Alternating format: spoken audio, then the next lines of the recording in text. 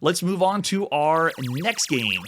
There we go. There's some sound effects for us. So we're still in the arcades. This is Ozma Wars in 1979. Let's take a look at the artwork for Ozma Wars. This looks like it's by SNK, and this would be the very first SNK title. They are another very popular arcade company. We're going to see a lot more of them. This is the Japanese advertisement flyer with 2 different upright cabinets. Looks like it is for 2 different games, not just or I guess 2 different styles of Ozma Wars. There's a terrible screenshot of the arcade cabinet, and then PCB, and here's our controls, just moving left and right in fire, so possibly a Space Invaders clone or some kind of fixed shooter. There's the marquee, and looks like this one's programmed only in black and white.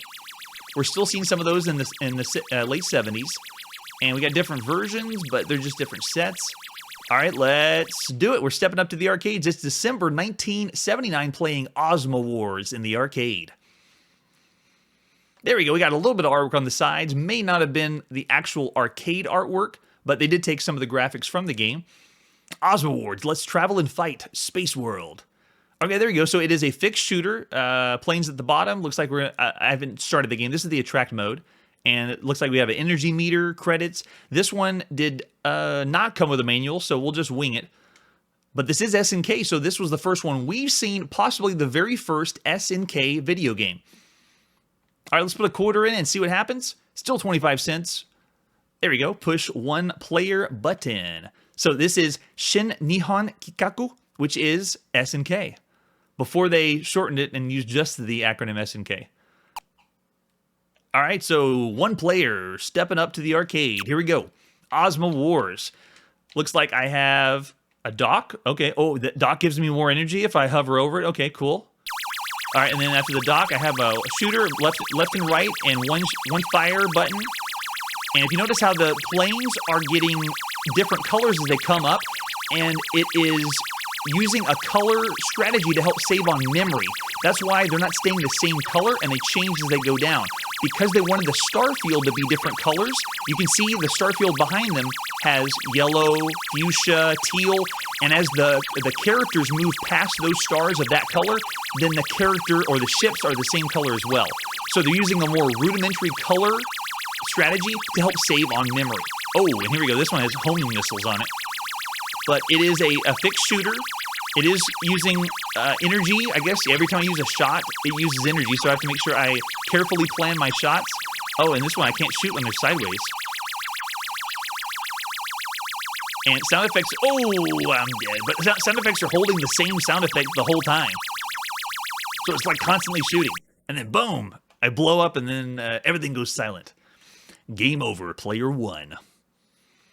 So that was Ozma Wars. Let's try one more time just to see if there's any other gameplay change. So I'm going to go put another quarter in and push start. 1 player. Here we go. Do I get energy charged up from the mothership? Since we don't have a manual, I get to make up whatever the names are. If we do get a manual, though, we'll say all the names correctly. All right, here we go. Back in the fray. Guns going. It's just playing a non-stop sound. So it's not based on if I am firing my laser or not. But it's pretty basic for the time. I'd say below average based on frame rate. And they are using color, but they're using kind of a limited color for the time. But it gets the job done. Here's some asteroids we're blowing up. And so I'm looking for any variation of gameplay. It looks like it's still pretty standard. Ships are coming from the top, but they are coming from off screen. Oh, okay. Can I get out of it? It won't let me change. Okay, wait. I'm trying to shoot, or I'm pushing the fire button to see. Okay, I could get out. I'm not sure if it really did anything or not, but I just tried pushing the fire button over and over again to see if I could get off of it. And can we get any further? Go, go, go. Okay, so you can shoot the ones on the side. It's just really hard. But it's still the idea. Oh, something else has changed. Here we go. We got a comet coming in. Can I get that? Yeah, there we go. Okay, I blew it up, and then we got something else. This one's raining down on me. Wow. Can I even shoot the bullets? Similar to Space Invaders, I can only shoot 1 shot at a time. Okay, and they're doing a docking time. Very fun. Okay, so kind of similar, but pretty standard for what we've seen for the time. I'm going to go ahead and give that one a 3-star rating for Ozma Wars. Well, average is about 2.5 to 3. We're going to do a little below just because it's programmed in black and white. The colors we were seeing is because of the plexiglass overlay. So we're going to do this one as 2.5, just slightly below, but still in the average range. All right, moving on to our next game. This is TailGunner. We're still in the arcades. Oh, and TailGunner is vector-based graphics. Looks fantastic. All right, let's take a look at the artwork. This is the advertisement flyer. Again, vector-based graphics using the company Cinematronics invites you to enter a new dimension in Space Wars with TailGunner. It is 1979. The biggest movie to come out in 1977 was Star Wars, so they're still going to hit on lots of games with space themes, going into space, warring in space, just combining it as much as they can with space and wars to sound like Star Wars. Here's another terrible picture of the arcade cabinet. But here's our control panel. Looks like we got a start button, shield button, fire, and then if you look at the joystick in the middle, I can't tell if this is a 4- or 8-way joystick. We're going to still see some 4-way joysticks that only move 4 directions only. And then the 8-way, of course, gives you the diagonals. But can't tell from this control panel. And there's our controls. Yeah, up, down, left, right, fire, and then just a marquee, and then screenshots. And no manual for this one either. This is TailGunner. It is December 1979. We're checking out TailGunner in the arcade. Whoa, and there was a giant explosion. That'll wake you up when you go to the arcades. All right, we get a marquee at the top. That's very nice. And then the artwork around the outside is what you would see for the arcade cabinet.